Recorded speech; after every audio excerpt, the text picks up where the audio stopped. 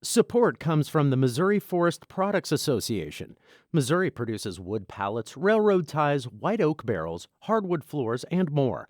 Details on the variety of products made in the state are at choosewood.com.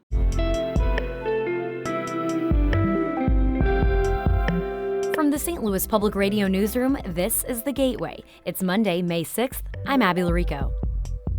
After winning 200 games with the Cardinals, Adam Wainwright wrote a country music album full of deeply personal songs about the importance of family. When I was 3 years old, my dad left home, and I could have followed suit and been an absent dad like him, or I could have said, you know what, no, I'm not going to be like, I'm going to be the opposite, and that's what I've tried to do. St. Louis Public Radio's Jeremy Goodwin talks with Wainwright about his transition from baseball to the music world.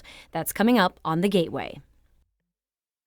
Missourians could raise the minimum wage to $15 an hour by 2026. St. Louis Public Radio's Jason Rosenbaum has more on why a proposed ballot initiative may have momentum to pass this year. A group turned in more than 200,000 signatures to gradually boost the minimum wage from $12.30 an hour to $15 an hour by 2026. It would also establish paid earned sick leave for workers and raise the minimum wage based on inflation after 2027. Richard Von Glahn is leading the effort to pass the statutory change.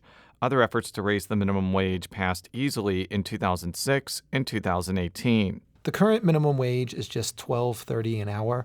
What that means for a full-time worker, you earn just $492 a week. Missourians will likely know later this summer if the minimum wage and paid sick leave initiative makes the ballot. I'm Jason Rosenbaum, St. Louis Public Radio. As Farm Bill negotiations ramp back up, Agriculture Secretary Tom Vilsack says cutting SNAP benefits is a non-starter. He discussed the issue on a tour of the Metro East and Lincoln County Friday. Congress extended the massive omnibus legislation last year. It's set to expire in September.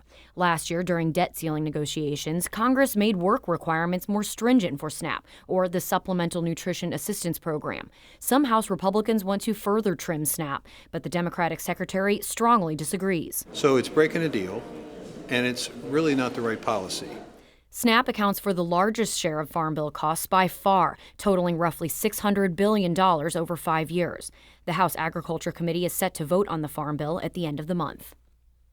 4 public charter schools in St. Louis have been awarded $8 million in federal grants. St. Louis Public Radio's Lucretia Wembley has more. The U.S. Department of Education awarded Missouri $35 million through its charter school program last fall.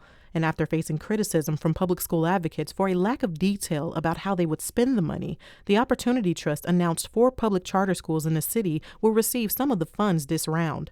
Adure Nduka is the principal at Kairos Academy, one of the grant recipients. And this gives us an additional opportunity to pour more so heavily into the college pathway, because we have a lot of students who are really, really interested and really excited about going to college. School officials say the money will also be used to add 11th and 12th grade levels to Kairos High School, which currently only goes to 10th grade.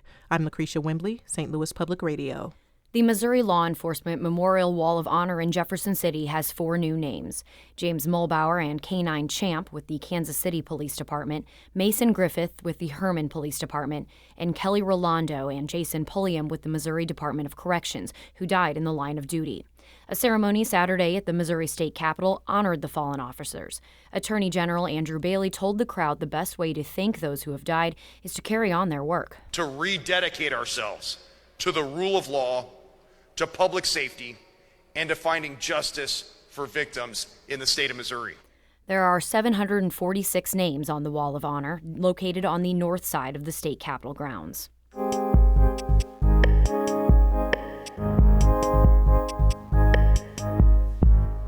Pitcher Adam Wainwright retired last year after an impressive 18-year career with the Cardinals. His final season had multiple milestones. 2 weeks after securing his landmark 200th win, he performed 3 original songs after a game at Busch Stadium.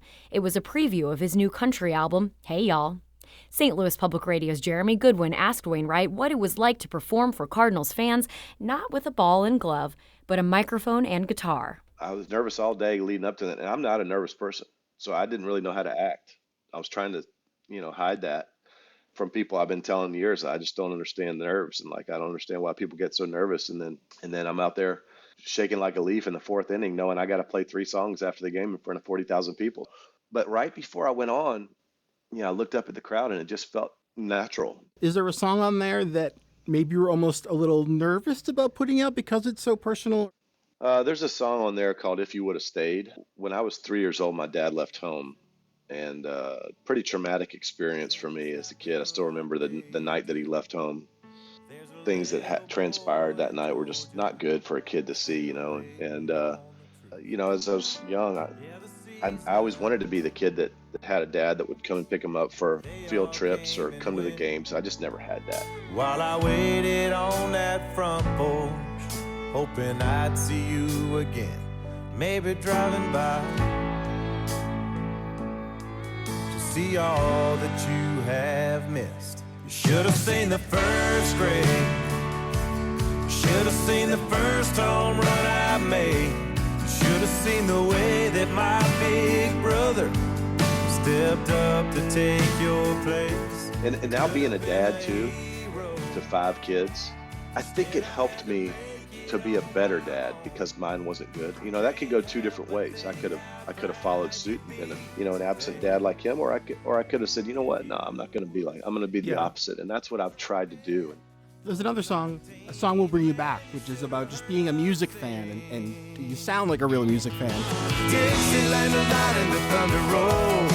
Guys like us made them records turn gold. We let them sound, playing them over and over. Neon moon, check yes or no. Are there songs that you associate in your life with particularly important moments that come to mind? Thunder Rolls was a song that my brother made me a mixtape of country music when I was 9 years old. I was 9 years old, and I still have that tape. And I listened to that cassette tape over and over and over and over again and fell in love with country music. I imagine there's a lot of emotions that come into play when you're closing out an 18-year career, but you knew you were segueing into something totally new. Last year was the first year that I played that walking away was like a good thing. It was right time. And my wife said it the other day. She goes, I just don't know if you would have quit if you'd have gone out and pitched great. And I don't know, she's probably right. I mean, it's hard to walk away from the thing that you've always done if you're doing awesome. And I also was coming into broadcasting. I was coming into music. And so I was excited about these new chapters in life and okay with how it ended. And it was time for me to leave. And that's fine. I don't get sad about leaving. I get glad about being able to do it. But I can tell you this, I might be somewhere else, but this is right where my heart is. It's time to fly. That was Cardinals great Adam Wainwright speaking with St. Louis Public Radio's Jeremy Goodwin. The Gateway is a production of St. Louis Public Radio, a listener-supported service of the University of Missouri-St. Louis. Theme music by Ryan McNeely of Adult Fur. I'm Abby Larico, and from the St. Louis Public Radio newsroom, this has been The Gateway. Have a good Monday.